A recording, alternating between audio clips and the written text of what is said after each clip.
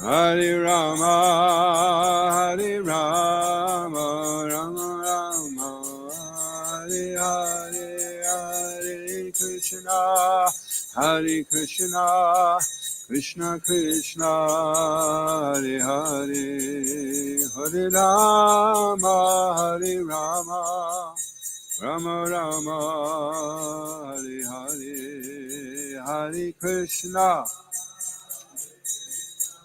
Krishna, Hare Hare, Hare Rama, Hare Hare, Hare Krishna, Hare Krishna, Krishna Krishna, Hare Hare, Hare Rama, Hare Rama, Rama Rama, Hare Hare,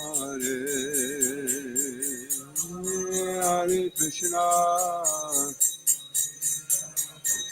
Hare Hare, Hare Rama, Rama Rama, Jaya Kodanitai, Kodanitai, Kodanitai, Kodanitai,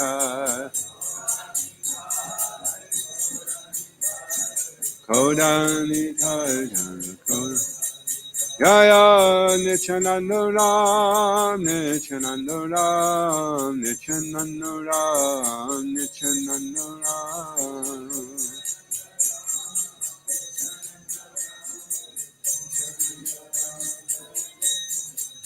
Jaya Kodanitai, Maya Poshashi, Kodanitai, Maya Poshashi.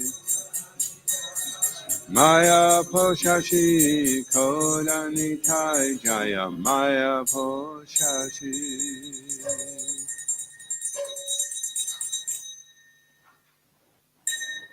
Iskanguru ki jai, Srila Prabhupada ki jai. Tinachandaram ki jai, Shishigunitai Maya Poshashi ki jai, Shi Ekachakradam ki jai, Shi Kurunavapandam ki jai, Go Premanandi Haribo, Haribo to you. Reading from Srila Prabhupada Lilamrita. So I'll put a few things together, but I guess we can just do the Bhagavatam class, and then afterward I'll make a few comments, a few notes that I've taken about Lord Nityananda. By Prabhupada's disciples' cancellation of the agreement, ISKCON's legal position had been weakened, but Prabhupada had faith that if the devotees just maintained possession of the land, their position would remain strong. At the same time, he urged the devotees to preach more. They should not think that without a temple they could not preach, so he arranged for another big Bombay Pandal festival downtown, which proved to be a great success. Which means, great success means like, with 20,000 attending nightly. Important guests like Mr. R.K. Ganatra, the mayor of Bombay, made introductory speeches, and the devotees also took an active part organizing, advertising, cooking, and distributing prasadam, distributing Srila Prabhupada's books, and preaching a question and answer booth. The Pandal festival served to lift the devotees out of the doldrums of their protracted legal fight and the austerity of living at Juhu. During the last week of January in 1973, Prabhupada met with Mr. N at the residence of Mr. Mahadevia.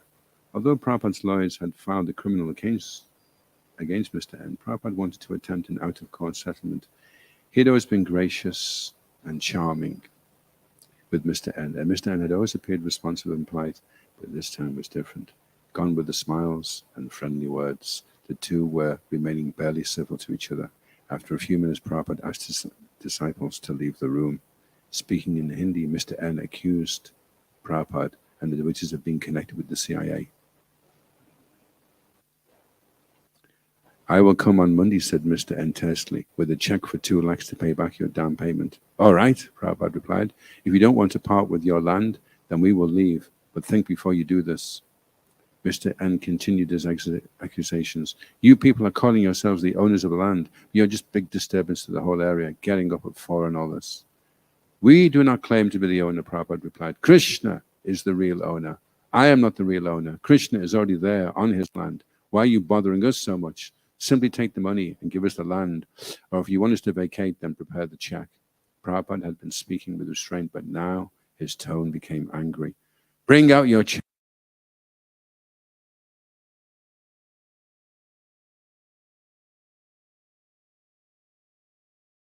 Remove the deities myself. I will break the temple and remove the deities. Mr. N then stormed out of the room. That week, Mr. N was hospitalized after a severe heart attack. 2 weeks later, he died.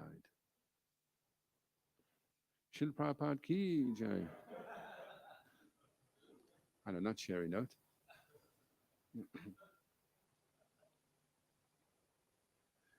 Om Namo Bhagavate Vasudevaya. Om Namo Bhagavate Vasudevaya. Om Namo Bhagavate Vasudevaya. So we are reading from Srimad Bhagavatam, Canto 6, Chapter 15, Narad and Angira instruct King Chitraketu. And we're on text.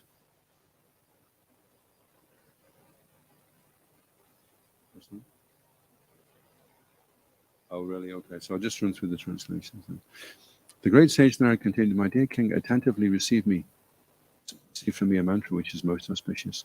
After accepting it from me in 7 nights, you will be able to see the Lord face to face. My dear king, in former days, Lord Shiva and other demigods took shelter of the lotus feet of Shankarshan. Thus they immediately got free from the illusion of duality and achieved unequaled and unsurpassed glories in spiritual life.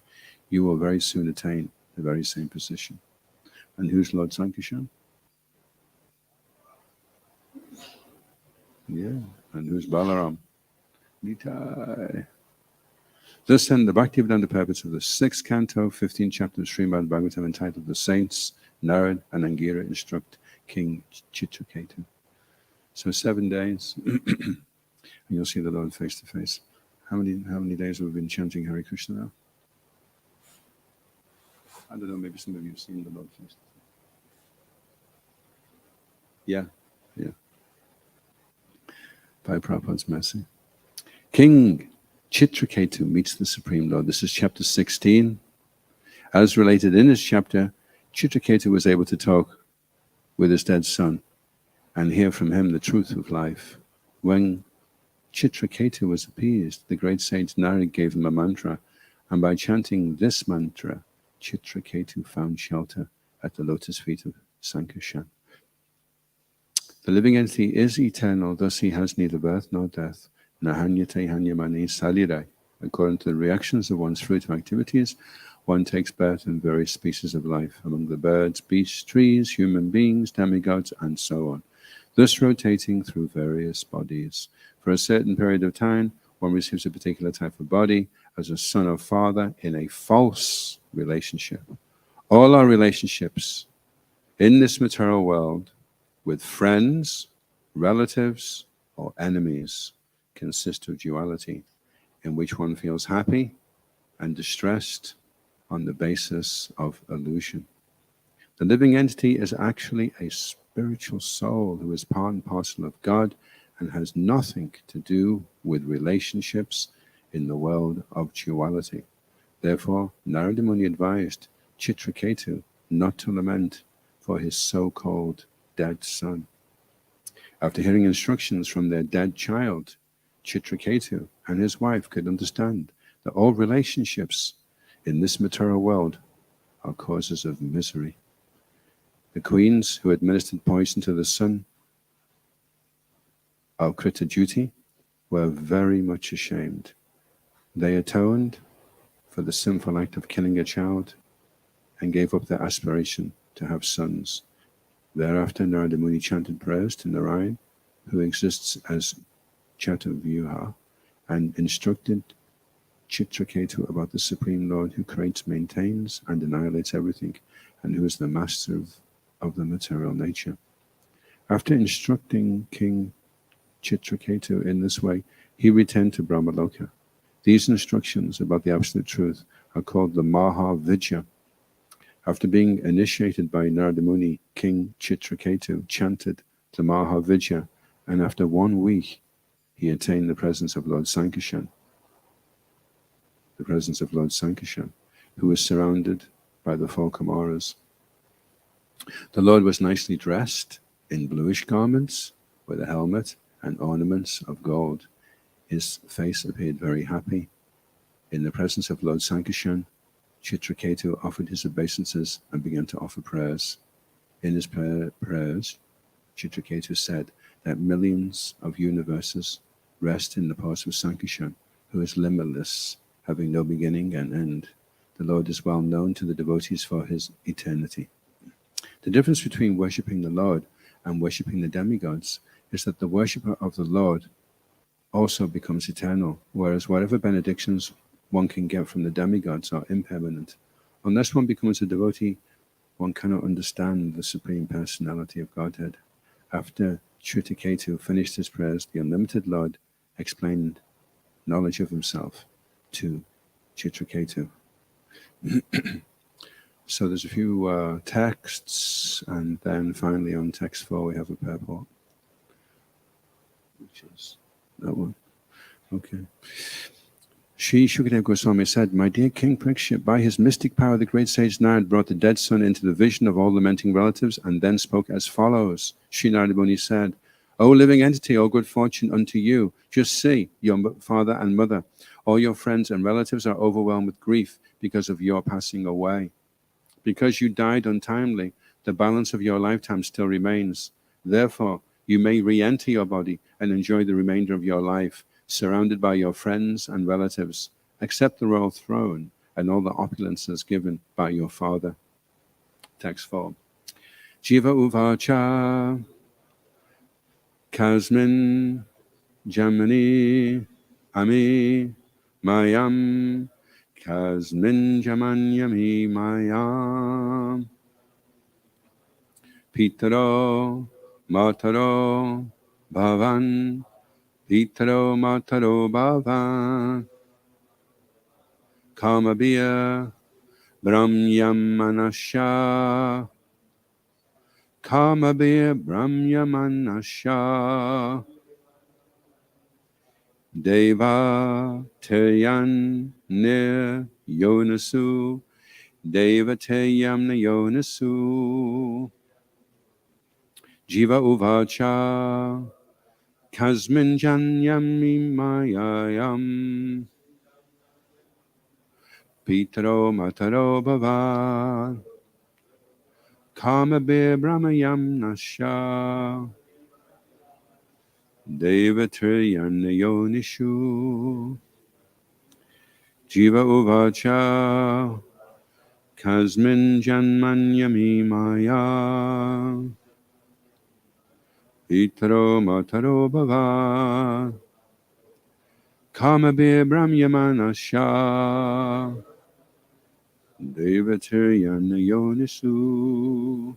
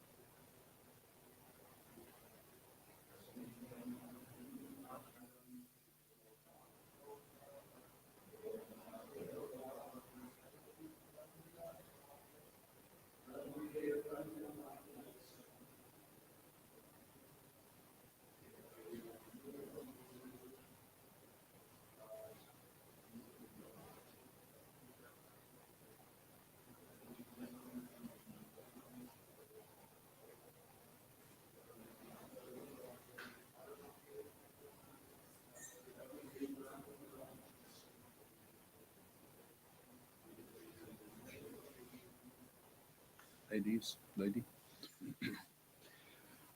Jiva Uvacha, the living entity said, Kasmin, in which Gemini, birth, Ami, all those, Mayam, to me, Pitara, fathers, Matara, mothers, Abhavan, were, Kamabi, by the results of fruitive action, Ramyam Manasa, who am wandering, Devatiryak, of the demigods and the lower animals, near of the human species, Yonishu, in the wombs. Translation by mystic power of Narada Muni, the living entity re-entered his dead body for a short time and spoke in reply to Narada Muni's request. He said, according to the results of my fruitive activities, I, the living being, transmigrate from one body to another, sometimes going to the species of the demigods, sometimes to the species of lower animals, sometimes among the vegetables, and sometimes to the human species. Therefore, in which birth were these my mother and father? No one is actually my mother and father. How can I accept these two people as my parents? Responsibly pleased, by the mystic power of Narada Muni, the living entity re-entered his dead body for a short time and spoke in reply to Narada Muni's request. He said, according to the results of my fruitive activities, I, the living being, transmigrate from one body to another, sometimes going to the species of the demigods, sometimes to the species of lower animals, sometimes among the vegetables, and sometimes to the human species. Therefore, in which birth were these my mother and father? No one is actually my mother and father. How can I accept these two people as my parents? Srila Prabhupada ki jai. Here it is made clear that the living entity enters a material body that is like a machine created by the five gross elements of material nature: earth, water, fire, air, and sky, and the three subtle elements: mind, intelligence, and ego. As confirmed in Bhagavad Gita, there are two separate identities called the inferior and superior natures, which both belong to the Supreme Personality of Godhead. According to the results of a living entity's fruitive actions, he is forced to enter the material elements in different types of bodies. This time, the living entity was supposed to have been the son of Maharaj Chitraketu and Queen Krita Juti, because according to the laws of nature, he had entered a body made by the king and queen. Actually, however, he was not their son. The living entity is the son of the Supreme Personality of Godhead. And because he wants to enjoy this material nature, the Supreme Lord gives him a chance to enter various bodies. The living entity has no true relationship with the material body he gets from his material father and mother. He is part and parcel of the Supreme Lord, but he is allowed to go through different bodies. The body created by the so-called father and mother actually has nothing to do with its so-called creators. Therefore, the living entity flatly denied that Maharaj Chitraketu and his wife were his father and mother. Om Ajnana Timiranda Shaganandana Shalakaya Chakshuran Militanyena Tasmai Shri Gurave Namaha Shri Chaitanya Manobhastam Stapitam Yena Bhutale Swayam Rupa Kidamayam Dadati Swapadantika Jaya Shri Krishna Chaitanya Prabhu Nityananda Shri Advaita Gadadha Shri Vasadi Gaura Bhaktarinda Hare Krishna Krishna Krishna Hare Hare Hare Rama Rama Rama Hare Hare. So by the mercy of the Lord Nityananda, I was wondering how to tie the class in with a few notes I'd made about Lord Nityananda, but it's quite handy because he got the darshan of Sankashat. And one of the prayers, which I made a note of in the Adi Leela yesterday, is may Sri Nityananda Ram be the object of my constant remembrance.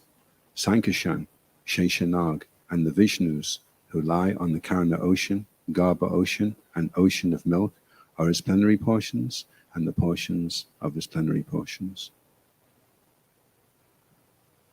Okay, so that's interesting.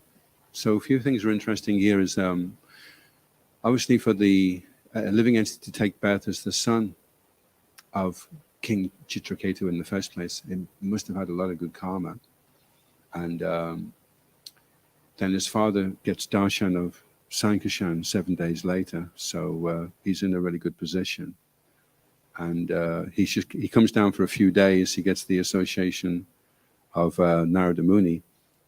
And then when he speaks to his father, he's fully enlightened. He's telling him, I've been in different bodies, different species. You know more my mother and father than any of the mother and fathers that I've had in the past. So obviously it was like experiencing a real epiphany. It would be interesting if you could do that, at a funeral, and your mother's dying, and then Narada Muni brings all your mothers in for the last million births, and they're all, well, you wouldn't get them in the room, maybe 100 anyway. And then you realize, well, your mum's just one amongst many mums that you've had. And of course, in one sense, they're all special because we love Krishna, we love all his parts and parcels, but no one is any more special than anybody else. So the child was very fortunate. And although he has the opportunity, he's being offered, accept the royal throne and all the opulences given by your father. But the living entity is not interested. When the living entity becomes enlightened like this, then he's no longer interested. And, King Chitraketu had 10 million wives, so that's a lot of opulence. And the child has been offered all this, and the child's indifferent. It's all illusory. And he's aware now of his real nature, his real... I was listening actually yesterday to the Chaitanya Bhagavatam, and it was talking about Lord Nityananda.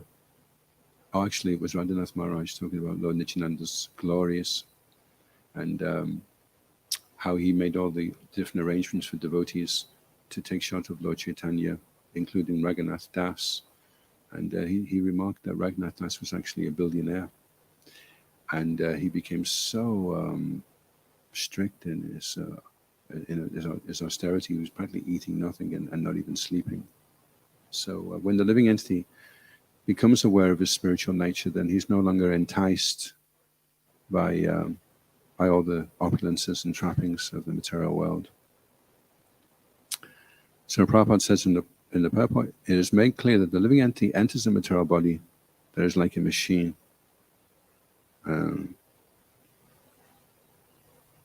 So the machine itself doesn't feel pain or discomfort. The false ego that's connecting the living entity to the machine is causing the living entity to identify with the body, and therefore he feels pain and pleasure. So when he's relieved of that identification, then he sees the body as a machine, and he sees others also as just machines with living entities inside driving them around. So there's the inferior and there's the superior nature. So once one is aware of the superior nature, why would he be interested anymore in the inferior nature? So the living entity is forced to enter material elements in different types of bodies. So due to desire, the desire to enjoy and exploit and control the material energy, he's forced to go into a particular body. So once we get free of this drive to want to be the enjoyer and the controller, Bhaktaram Yogita Bhaisham Sarvaloka Maheshwaram, when we realize it's Krishna, not us, who's Sarva Maheshwaram, and then we're relieved of that. Then we're no longer forced, actually. Our desire is what is forcing us. So this time the living entity was supposed to have been the son of Maharaj Chitraketu and King and Queen Krita Jyoti, because according to the laws of nature, he had entered the body made by the king and queen. So, interestingly enough,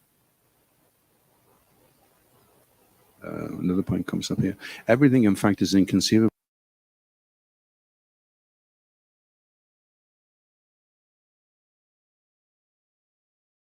Father, they produce a child, but actually it's inconceivable.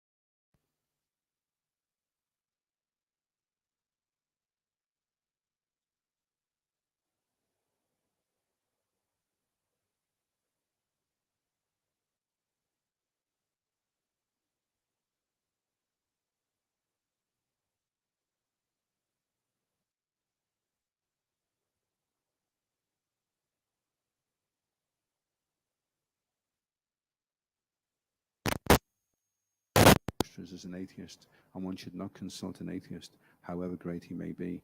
A staunch believer in the Shastras, with all their diversities, is the right person from whom to gather real knowledge.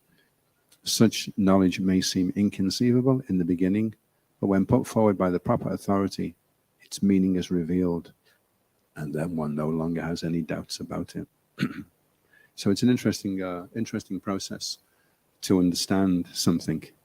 Is that we don't subject it to our tiny brains to try and understand it, but we wait for grace, and then the understanding is revealed to us, which is a kind of it's a different process to what we're being told in the educational system, that we need to go out there and figure things out and mix things up in a test tube and get to the bottom of this, and we'll, by our own endeavors, we'll work things out ourselves, and at the same time maintaining a very staunch disbelief in the Shastras and very atheistic attitude towards the Shastras. So in that way, they don't gather knowledge, they gather ignorance. And the knowledge that we're looking for, which is inconceivable in the beginning, its meaning is revealed. So that's interesting, isn't it? How something inconceivable can have its meaning revealed. So that's our approach. Humility and pridelessness are the first two qualities of knowledge explained by Krishna in the Bhagavad Gita in the 13th chapter, text 12 to 8. Humility and pridelessness. So this qualification, understanding, is based upon our attitude, not upon our intellectual prowess. Interesting, yeah? Based upon character, your attitude, your mentality. You will either understand or you won't understand according to that. And if you're very puffed up, though you may have a lot of information, acquisition of information doesn't guarantee actual understanding. So that's completely diametrically opposed to how the educational system is functioning right now. A person's character isn't even taken into account. You know, when you take the test tube and you put it on the Bunsen burner, there's no mention in there about putting the Bunsen burner on very humbly and free of pride. So it's not like part of the experiment, is it? It's like, well, it doesn't really matter. You can have any attitude you like. You know, you put the Bunsen burner on the heat and stick potassium sulfate in and carbon monoxide, it'll still make a big bang. Doesn't matter what you're like. And therefore we understand that this and this put together makes a big bang. We're figuring things out here. And now we're going to make a car and a bomb, and we're really going to go places. But actually what they're doing, they're getting further and further away from the truth, further and further away from fulfillment, happiness. So everything, in fact, is inconceivable, for the truth is revealed only to the proper persons. So it's actually a fact, even though you do regurgitate information, you don't actually really understand why carbon monoxide makes a big bang when you mix it in a tube. It's actually inconceivable why it would do that. So you don't really understand, you're just observing things. And say, well, I know if you do this, this happens. But you don't understand, it's inconceivable. So Lord Nityananda is Swamsa. The Lord has two different types of expansion. So Swamsa is unlimited potency, and Vibhinamsa are the living entities. So there's Vishnu Tattva and there's Jiva Tattva.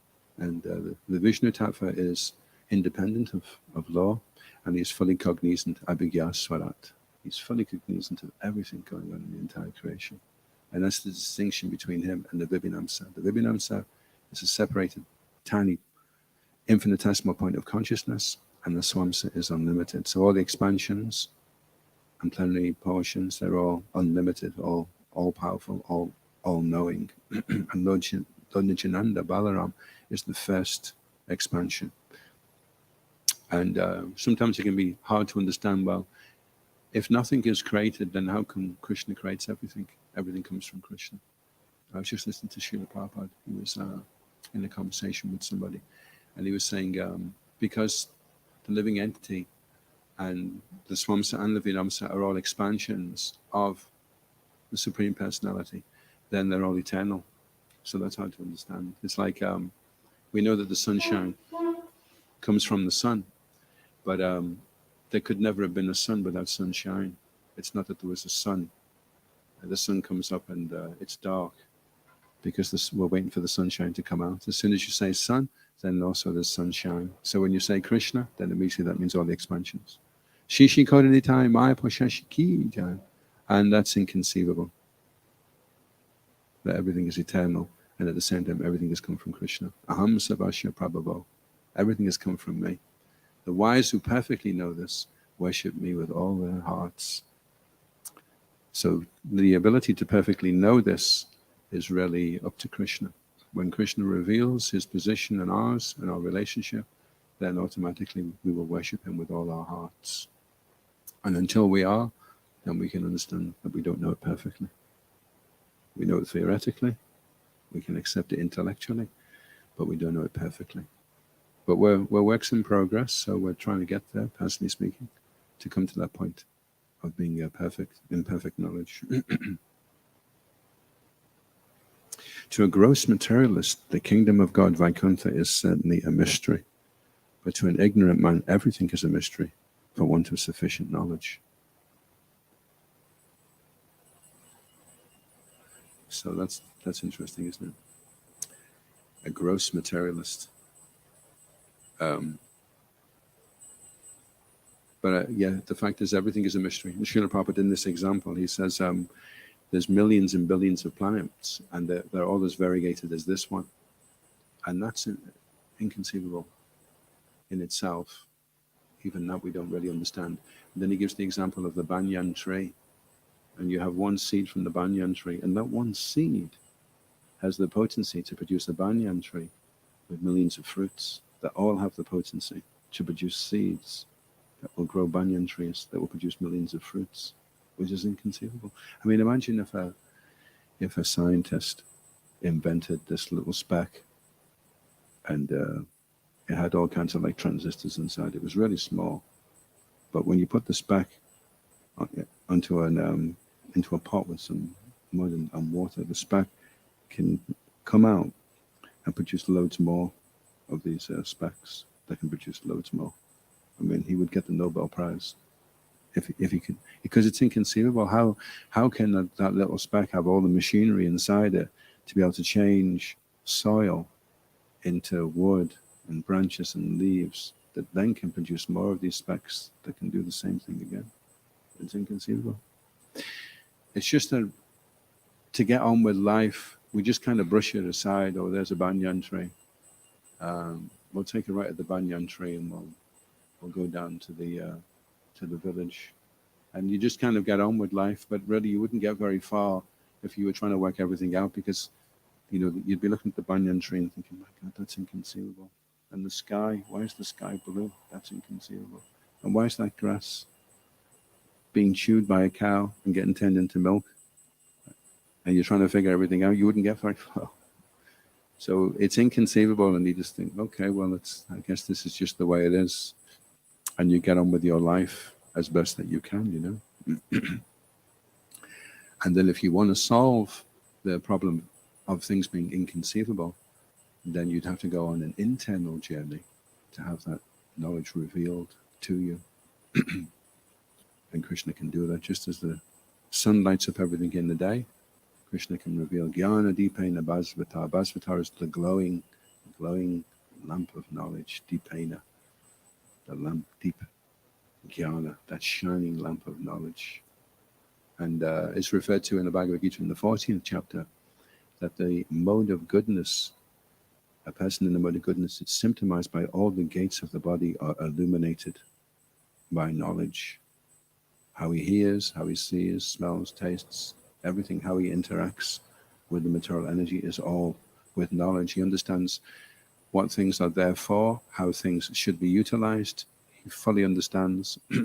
That's not a question of acquisition of information, it's a question of purification of consciousness, to go from the mode of ignorance, mode of passion, into the mode of goodness, where the material energy is not so covering us, and we can start to see things more clearly. So the glory of Lord Nityananda is that he is making arrangements for us to access the mercy of Lord Chaitanya, who's then giving us the mercy to access Radha and Krishna. If you look at the Chaitanya Charitamrita, it's full of devotees, sadhakas, who've attained perfection and are going into their swarups with Radha and Krishna. And Lord Chaitanya at times does it, he's there with the gopis picking flowers. So Chaitanya Charitamrita is showing us how to access the Srimad Bhagavatam, how you have to behave, how a sadhaka has humility, how he has faith, how he interacts with other devotees. It's all been shown in the Chaitanya Charitamrita. And the integral dynamic of all this mercy and spiritual advancement is the mercy of Lord Nityananda, Sankishan, Sheshanag, Balaram. He's the foundational, he's the potency which makes everything exist by the mercy of Balaram. So it's by his mercy that we get the opportunity, that we have guru, that we take instruction, that we become prayojayat, we become enthused, and we become enlightened, and we are able to approach the absolute truth, and then everything is revealed. Our swarup is revealed, who we really are, what our relationship is, and how we should conduct ourselves with everybody else around us. So that's Lord Nityananda's mercy, and Lord Nityananda is very keen to give his mercy. As we see with Jagai and Madai, he won't accept any excuse, any disqualification at all. He will try by any means to try to bring the soul back, because he knows that this pleases Krishna more than anything else, and that's his desire, to want to please Krishna. Of all the ways you can please Krishna, bring a fallen soul back to him, and that gives Krishna the most pleasure. There isn't really anything else we have to offer in the material world, because who wants dull, inferior material energy? There's no presentation you can make to Krishna that would be of any interest. One speck of chintamani in the spiritual world is worth more than all the universes. In fact, it's referred to that the universes are like mustard seeds in a pot, and if the whole pot disappeared, Krishna wouldn't even notice. So if you came up to Krishna and said, I've got a big pot of mustard seeds for you, Krishna. So, okay. But if you can bring him a jiva, a fallen soul, back, then Krishna's very pleased. And so that's Lord Nityananda's mood. He wants to bring the living entities back. And he empowers. Guru Tattva is there's Vishnu Tattva, Shakti Tattva, and Jiva Tattva. And then there's Guru Tattva. And Guru Tattva is when the Jiva is empowered by Lord Nityananda to inspire and bring the living entities back to Godhead. In fact, one of Srila Prabhupada's godbrothers was saying that Srila Prabhupada was directly empowered by the Shakti of Lord Nityananda to achieve what he had achieved. It was only by the mercy of Lord Nityananda. So Srila Prabhupada has shown by his personal example that Lord Nityananda exists and that he has full potency to spread the Krishna consciousness movement. Any questions or comments? Ashish. Thank you, Prabhu. Prabhu, if you could kindly explain a bit the difference between, say, humility and pridelessness. And I have another question maybe, but we'll ask later. Shiva Ramash was answering that question. Humility and pridelessness. Pridelessness. Humility is a general disposition, and pridelessness is that you may have things which you could be proud about, but you're not. So you may be really good at something, but you don't identify that as being yourself. So you're not going to take credit for it because you're fully aware that it's Krishna. Krishna's giving you the ability. The ability in man is coming from Krishna. And then, so you could say that was reactive pridelessness, and proactive is humility. That you've already got a state of mind, and that's how you're going to cast yourself in whatever life's role is that you're put into. You're going to take that humble position. And it's considered one of the greatest austerities. Actually, humility is it's a very austere thing for the conditioned living entity to grasp. It's definitely not our default conditioned nature to be humble, anything but. And so, because we are steeped in ignorance and conditioning, and Krishna goes right to the very crux of the matter. Okay. Humility and pridelessness. And then you may even think, that devotee is so unqualified, he's such a rascal, he's so proud. Why can't he be like me? Why can't he be humble and qualified like me? As Radhanath Maharaj was saying, when they're all fasting, this devotee, they're all eating, it's a Kaddishi, they're all eating, and this devotee is fasting, and he's looking at all the devotees eating, and he's saying, look at them, they're such fat pigs, they're just so uncontrollable, why can't they at least, 24 hours, for God's sake, put the halabah down and give it a break for once in your life, I'm just so disgusted. He says they're fasting, but their false ego is feasting. So it's a tricky one, being humble, actually, humility, because you become, definitely if you're finding fault, then you can't be humble, because the true humility is that you see everybody as better than yourself. So you cannot be humble and be a fault finder.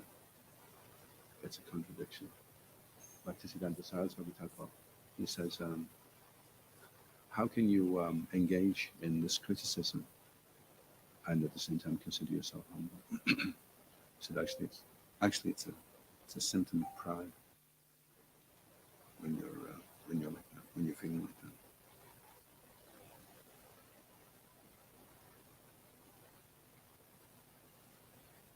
Krishna consciousness, devotees are always very encouraging. But personally, how do I ensure that I'm not getting carried away or swayed in, and I'm not carrying some pride like that? It's called Tarangaranjani by Vishnu Chakravarti Thakur. It's one of the 6 forms of unsteady devotional service. So when you become a devotee, you may get really good at putting your dhoti on, or you may like the color of your dhoti. You may be a really bright saffron, and you're really starting to feel like you're really going places, and you're like a pretty cool devotee, and people need to show you a bit more respect and give you a bit more importance, So it's called Tarangaranjani. It means you get some facility, but then you start to enjoy the facility, like little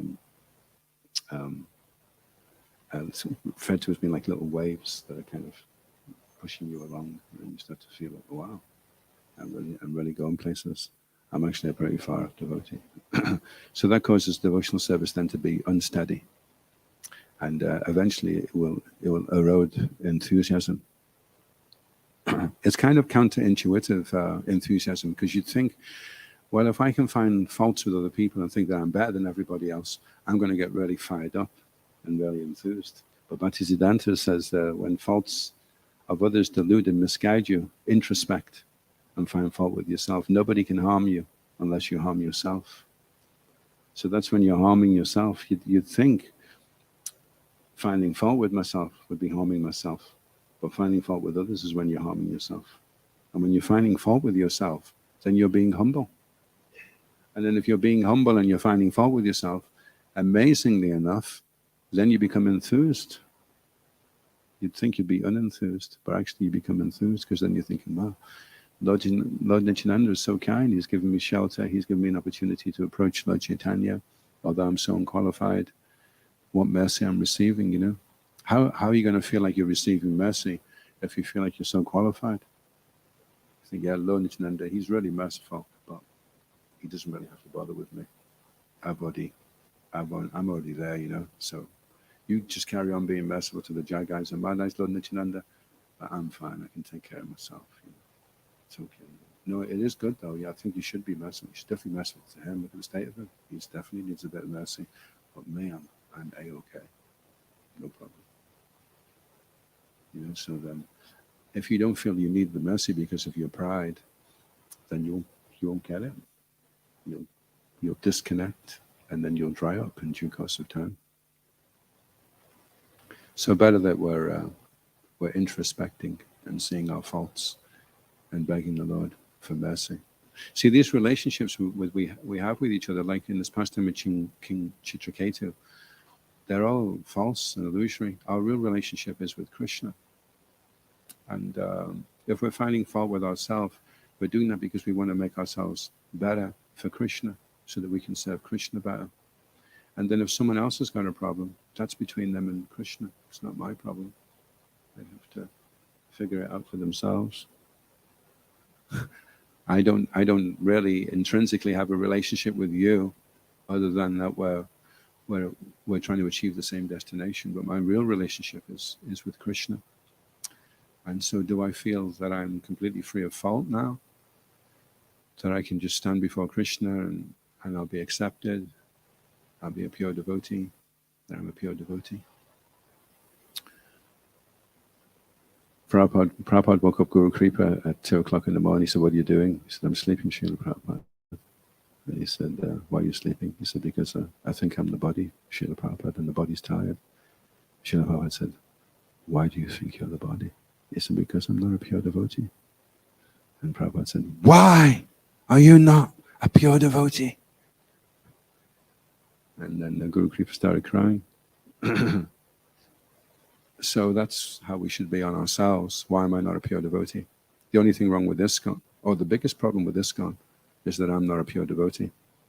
I mean, there's other problems as well, but and that's certainly something we have to deal with. But for me, the major problem with ISKCON is that I am not a pure devotee. That is the major problem from my perspective. There's other things we have to sort out as well, but that's certainly priority number one. How do I become a pure devotee? So that's what we can do. We can break up groups of devotees that are flocking in the corridors throughout ISKCON temples all over the world, and they're saying, you know what's wrong with ISKCON? Tell you what's wrong with it. And then we can pop ahead and say, yeah, I know what's wrong with ISKCON. I'm not a pure devotee. So that's what we can do. We can all have that as our service. We'll just leave a skeleton crew behind to look after everything here. And we'll travel around the world and break up these groups in the corridors. Any other questions or comments? Yes, Pancha tap for Prabhu. Yes. Thank you, Prabhu. I just wanted to share one point on the mercy of Lord Nityananda I heard yesterday. I found very nice, because he's, in some sense, he's the topmost servant to Lord Chaitanya. and he's constantly tasting the ecstasy of devotional service. Because he's so fully submerged in this, then he's becoming completely intoxicated. And because of this intoxication, it's for this reason he cannot discriminate between who's worthy of the mercy and who's not worthy. That's where the mercy is just flowing out. And he's hearing these descriptions of when he's going through these big kirtan parties, and I forget the details. I think in Bengal, and there's these groups of Buddhist tantric mystics, and there's Muslims, Sufis, and everyone is just completely just caught in these kirtans. And Lord Nanda, he cannot discriminate. It's not that he can and he's choosing to give the mercy to everyone. He just cannot. So this is why we first approach him. And it's very nice. That's why Harinam is nice, because when you're on Harinam, you get to see people reacting to Lord Nityananda's mercy, coming in contact with it, And children, you see children like spontaneously putting their arms up and dancing, No one's told them or shown them, but they just feel that's what they need to do, And then I was reading, somebody taking an excerpt out from the Padma Puran, Madhavananda wrote that, or maybe it was Chaitanya Chandra actually, that as we go on, in ISKCON, generation after generation, devotees that didn't go back to Godhead will take birth again, and they will assist in the Sankirtan movement, but they'll be more seasoned and more aware of the pitfalls of Maya. So we'll upgrade the caliber of devotee as we go on, and they take birth again. Plus all the ones that have just seen the chakra on top of Lord Jagannath, or taken some prasadam, or touched one of Srila Prabhupada's books, or given some donation, or heard the holy name, then they take birth again as well with that Sukriti. And then in their life, they may have been a child that was attracted to the Harinam and they were dancing, and then next life, they're leading the Harinam. So right now, we're just kind of planting all the seeds, making it fertile, and then in due course of time, things will build up more and more, and things will upgrade more and more. It's like now, Shiv Ramaj was saying that when he was a young devotee, all they had was the first 3 cantos of the Bhagavatam. They had practically nothing, and 1 or 2 volumes of the CC had come out. I mean, the amount of resource and experience we have now is phenomenal, So it just makes it easy now for people that are coming to Krishna consciousness to help them to chant better, help them to serve better. They're in amongst seasoned devotees, When I joined the CC, there was some Prabhupada disciples, and they'd been devotees for like maybe 8 years, 10 years, and we thought they were amazing, But even if someone had been a bhakta for like 3 months, when you first join, you're thinking, wow, he's been a devotee for 3 months, amazing. And you're getting this association. You hear the bhaktas talking, and they're making it all up, a lot of it. We're sitting there at the having the Mahan there. The devotee was saying, he goes, Prabhu, see with the manjaris, you don't chew them, you swallow them whole, and as they're going down your throat, you start choking, and it makes you feel ecstatic. See what I mean, Prabhu? So they're making all these things up, But if we'd have been sitting amongst devotees that have been around for like 30, 40 years, then it would be amazing all the stories they could share, the insights they have, real practical insights about devotional service. And then they can get carried along, by that. And they can be saved. So much time can be saved because we can say, no, that's a bad attitude. That's not going to get you anywhere. You need to be more like this, and chant like this, and it's taken me a long time to work that one out, but if you do that, it will really work for you. Srila Chandaram ki, ISKCON Guru in the ki, Srila Prabhupada ki, Gaura Premanandi Hari Hari Bo. All of you ki jai.